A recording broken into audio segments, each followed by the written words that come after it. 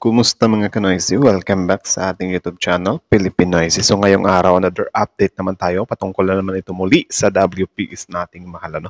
So ang video ito ay mula kay Melbs Castle. So meron itong pamagat na yabang ni Mauning na ubos. US Coast Guard sumama na. Takbuhan China Coast Guard. Pati China Militia.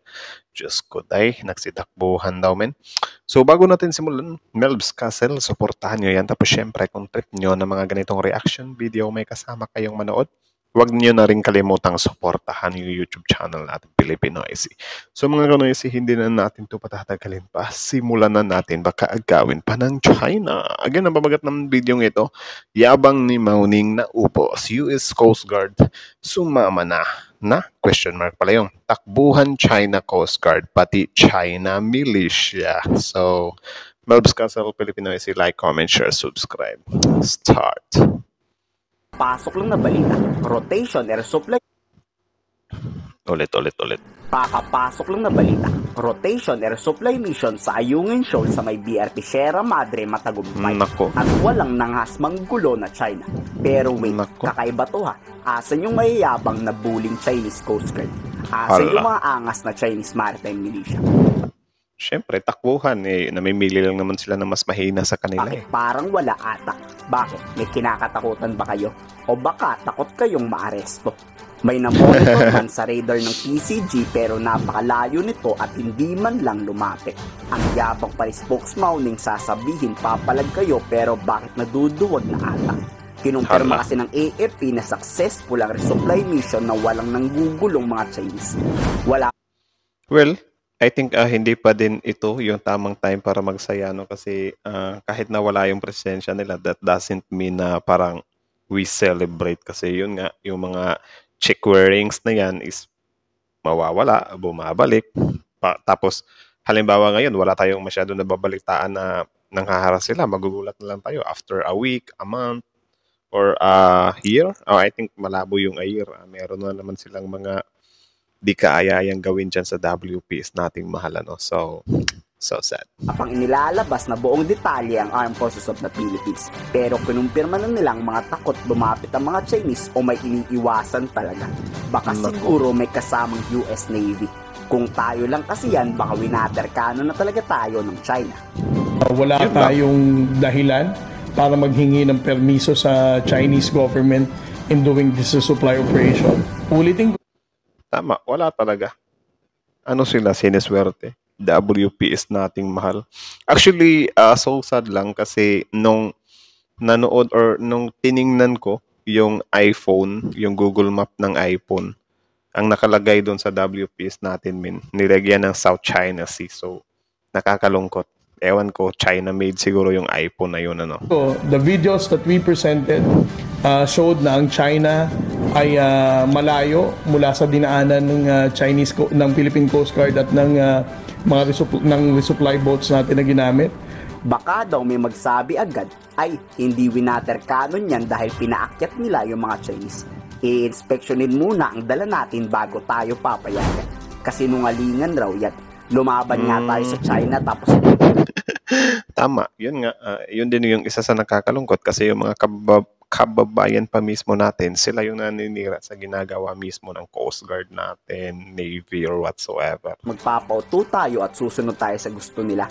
Iba daw yun. Sadyang wala lang raw talagang nangahas lumapit. Hindi naman idinitalye kung anong barko ang ginamit.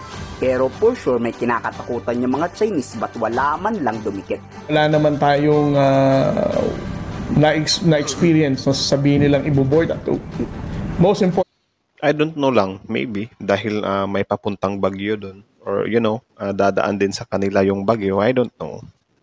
importantly, hindi natin sila papayagan na inspekin ang karga ng ating supply boat. Wala Tama. pa ang Amerika, takot na ang China. Bukas. Well, risky din naman kasi kung ipapacheck natin sa China yung mga dinadala ng resupply natin, malay na baka taniman nila yan, 'di ba? Mas lalo pa tayong mapapahamak niyan. So wala talaga at the first place, wala talaga silang karapatan na akyatin yung barko natin, i-check yung resupply natin. Siguro kapag nandun talaga tayo sa dagat nila. Pero kung ganyan, nasa loob tayo ng EEZ ng Pilipinas. Like, what the heck? Lunes, ipa-finalize na ni Defense Secretary Gibo Teodoro at US Secretary Lloyd Austin III ang pag-aaresto sa mga Chinese. Dito Yun. inaasahang mas lalakas pa ang pwersa ng US Navy sa West Philippine Sea. Inaasahang sasabihin rin dito ng patuloy na commitment ng US sa Mutual Defense Treaty. We will have a review of our bilateral cooperation at this time.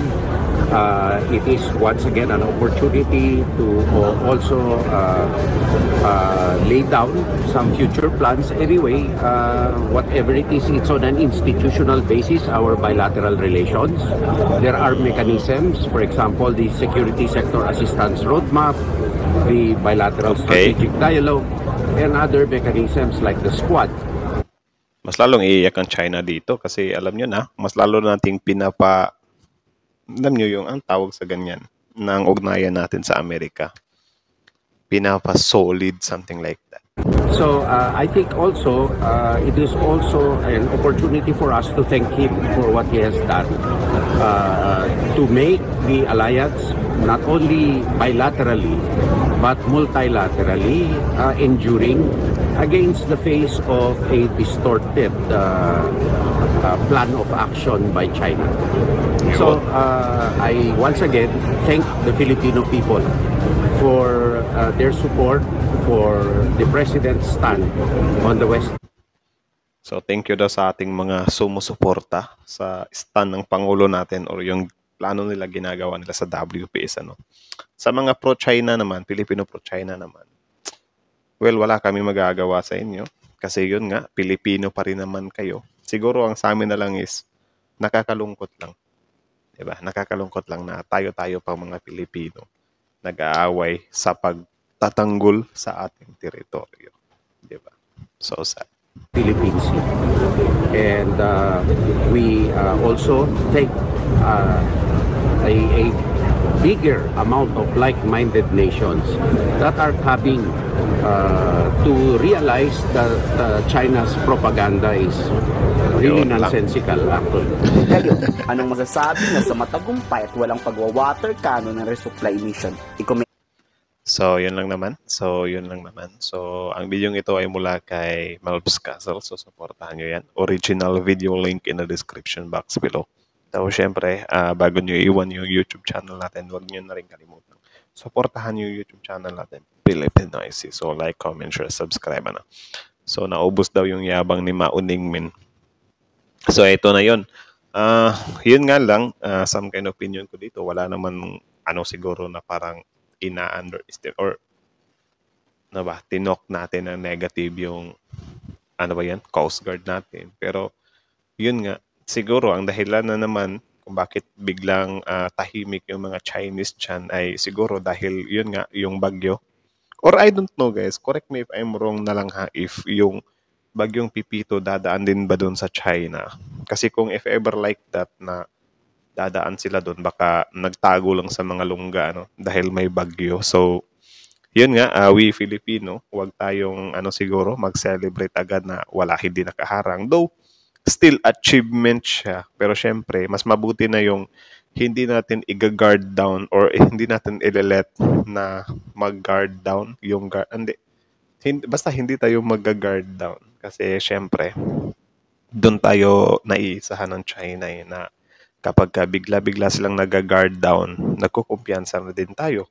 Tapos, next attack ng China is nagugulat na lang tayo na, nandito na naman to mga hinayupis na to So, something like that ba. So, para hindi na magkagulatan or yun nga, huwag na lang tayong mag-guard down.